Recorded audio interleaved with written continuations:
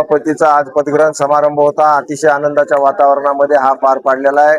नवनियुक्त सभापती चव्हाण आणि उपसभापती विवेकजी रसाळ यांची आत्ताच पदग्रहण समारंभ आम्ही आटपून बाहेर निघालेलो आहोत आणि खऱ्या अर्थानं मनाला समाधान वाटते की दोन युवकांना चांगल्या प्रकारचं न्याय देण्याचं काम आम्ही केलेलं आहे। उपसभापती विवेक रसाळ यांचं वय जर पाहिलं तर अवघं 23व्या वर्षी तो उपसभापती झालेला आहे। शिवसेनेला अभिप्रेत असलेलं हे काम आहे।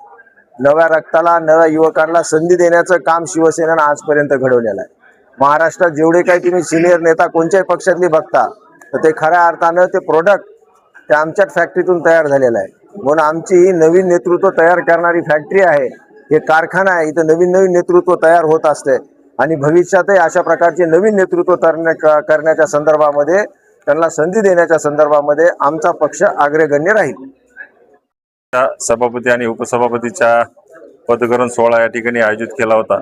त्यामध्ये सभापती म्हणून राष्ट्रवादी काँग्रेस पक्षाचे रविभाऊ चव्हाण यांची निवड झालेली आहे आणि उपसभापती म्हणून उबाटाचे विवेकजी रसाळ यांची या ठिकाणी निवड झालेली आहे।